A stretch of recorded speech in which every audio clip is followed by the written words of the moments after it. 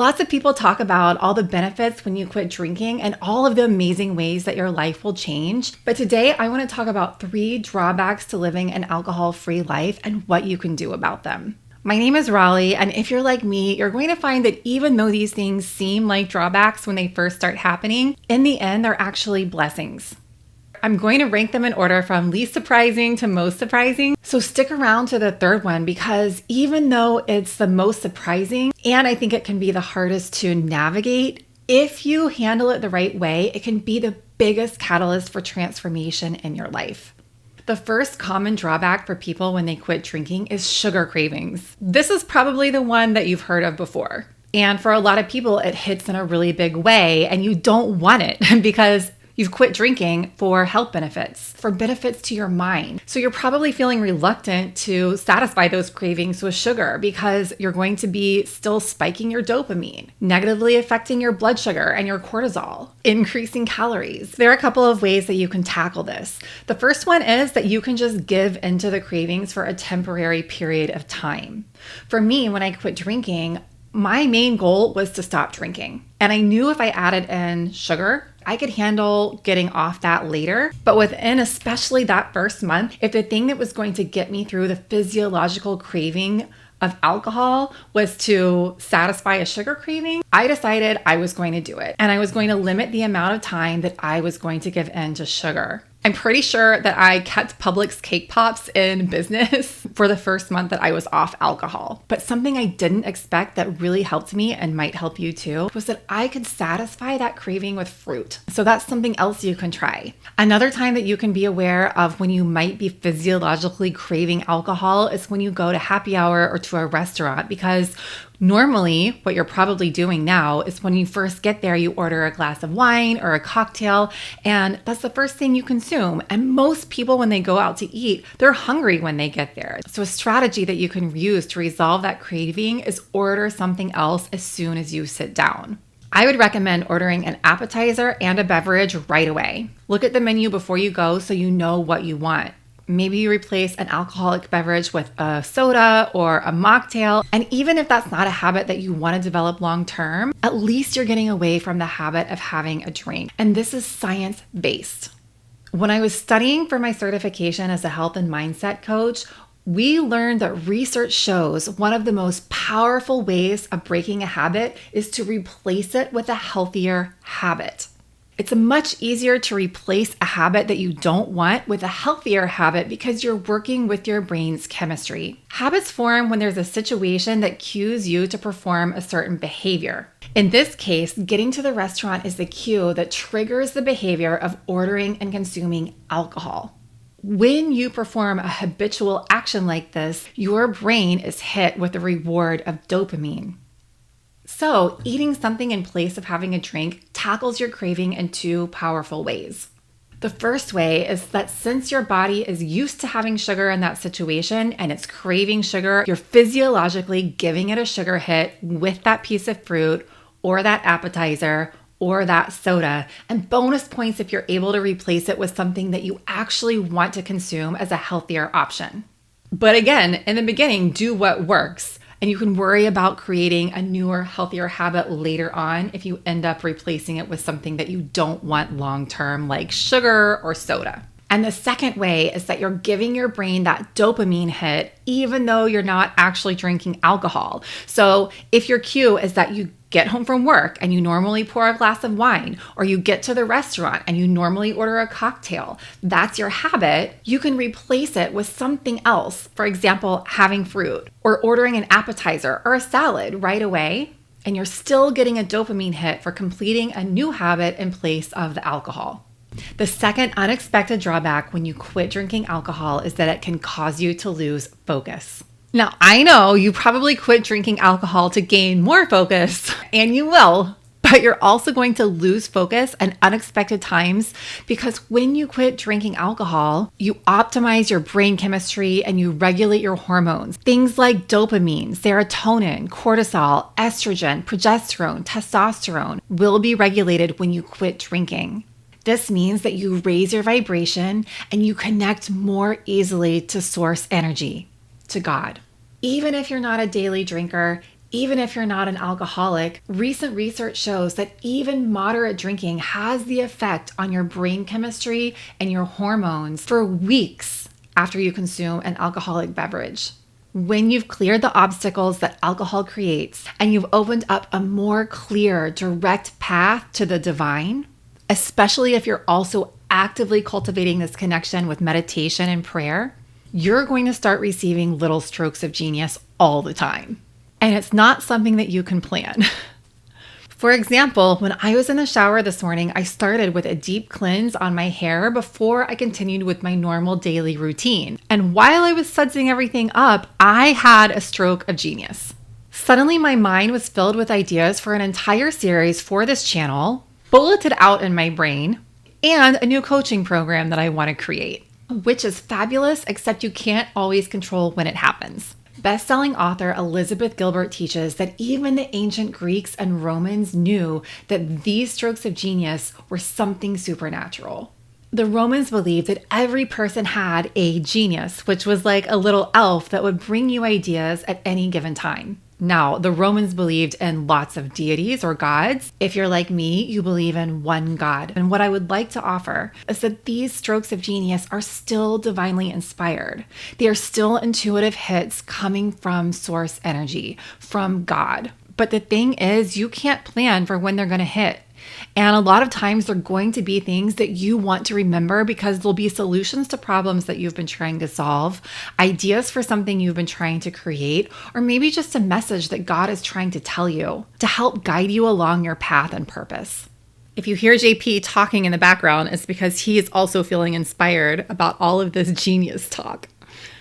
So I had a stroke of genius hit me when I was sudsing up in the shower this morning. All of these ideas are flooding my mind, and I'm continuing with the shower and I'm washing my hair, and all of a sudden I have no idea where I am in the process. Something is in my hair, but I don't know what it is. Did I rinse out the cleanser? Had I started my normal shampoo? Had I added conditioner? I had no idea. So I just had to start over and do everything again. And yes, it added time to my shower, but I was not upset about it because if God is giving me a message, that is the path that I'm supposed to be on. And if it's going to mean that it's adding a little bit of extra time to my morning routine, or if I'm getting these ideas when I'm trying to sleep, so it means that I'm getting to sleep a little bit later, or whatever it is, God knows better than I do. And if the schedule that I had planned for myself is rearranged a little bit because I take a moment to jot down what I'm receiving so I don't forget, or if I rearrange my plans or project for how I was going to focus so I can take action on the stroke of genius that I'm getting, I'm going to be better off in the long run. Or maybe if you had plans for what you were going to be working on, how a certain project was going to go, but you decide to pause what you were doing in order to implement one of these strokes of genius, what I'd like to offer is that it's okay. Don't stress about being late. Don't stress about getting off track of your original plan, because this is something that you are receiving from the divine. And the divine knows better than you. And watch the magic unfold, because what's probably going to happen is even if it takes you extra time to get ready, even if it takes you extra time to fall asleep, even if it takes you extra time to complete the part of the project that you are working on, everything is going to magically fall into place because, as I said, the divine knows better than you. And God is always working things out in your favor. So the first step is to just relax about getting off track, enjoy the download, let your imagination run wild. And as soon as you can, start taking notes about the ideas. This way you won't forget what was divinely inspired, and it's also going to help you bring focus back to your day so you can complete the task that you were initially trying to complete. So for example, if you needed to finish getting ready or you're going to sleep, writing down everything that you can remember helps take that pressure off of your brain to remember the download. And so that way you can put your cognitive energy back on the tasks that you need to accomplish. Although in some cases, you might just want to drop what you're doing and go with your intuitive hit and start working on or doing whatever it is, the message that you received from God. So yes, while an alcohol-free lifestyle sometimes unexpectedly takes focus away from the things that you thought you were going to be working on, I would argue that it's a huge added benefit to your life And you're actually receiving messages from God that will help you manifest your dreams into reality if you pay attention and follow directions. To give you an idea about how incredible this is, I am in my luteal phase. I should be restarting my cycle within the next 3 days. And in case you don't know, this is normally the time where women have the least amount of energy. I was not expecting to record any videos today, but I had a stroke of genius when I first opened my eyes. I had another stroke of genius in the shower, as I told you. And here I am recording away with so much more focus and energy than I would have ever imagined possible, more than I ever experienced while I was still drinking. The last thing that feels like a drawback when you stop drinking is that living an alcohol-free life exposes all the ways that you are unhappy with the life that you're living. And this one can be a real doozy. The reasons that you quit drinking is because you want a better life. You want better relationships. You want more energy, more fun, an elevated vibration, more presence. But you're probably drinking in order to avoid a lot of things that you don't actually want to experience. Now, I know that people think they drink to have fun, but let's think about it. I want you to think about the last few times that you drank. Was it because you'd had a stressful day? Was it because you wanted to relax? Was it because you were maybe feeling nervous on a date or in a social situation? Or you wanted to have more fun in that social situation? Well, what you're actually doing is that you're avoiding things that you don't want to feel. You're avoiding the feeling of stress. You're drinking to relax because you don't want to feel the stress that you're currently feeling, the anxiety that you're currently feeling. You're drinking in a social situation because you don't want to feel the discomfort of being vulnerable and letting loose. You don't want to feel the vulnerability of connecting, of truly connecting without the numbing effect of alcohol. And when you quit drinking, you have to come face to face with all of that. You might also realize that you're bored. The parties that you're normally going to, the Sunday fun days that you're normally attending. Without alcohol, a lot of times they start to feel boring and like you don't have a sense of purpose. I know for me, when I was still drinking, it was easy for me to go and sit in a restaurant for like brunch and Sunday fun day or happy hour that extended into dinner, that extended into drinks late into the evening. I could sit in the restaurant for 6 or 8 hours, content, talking, drink after drink. But now I'm usually ready to go after 2 hours, maybe 3 hours if the conversation is really good. Otherwise, I start to get bored. And there are other situations in my life, and that might pop up for you as well, where I've realized that when I'm sober, I don't really enjoy the situation the way that I used to because it's just not as fun as I thought that it was. And listen, that does not mean that you need alcohol to have a good time. Your life will actually be so much more fun when you quit drinking because this gives you the opportunity to release all of those activities that are truly boring for your sober, completely present self and create and bring in other situations that truly fill you, that truly excite you, that truly light you up, that you don't need alcohol for in order to have a good time. So when a client works with me on creating an alcohol-free life, really what we're working on is creating the dream version of their life, the dream version of them that is living their dream life. And that's something to get so excited about. It's something that I don't believe is possible to do at the same level while they're still drinking. Because while alcohol removes you from all of these undesirable feelings like anxiety, stress, boredom, it takes away your motivation to create situations in your life where you're not going to have that boredom in the first place.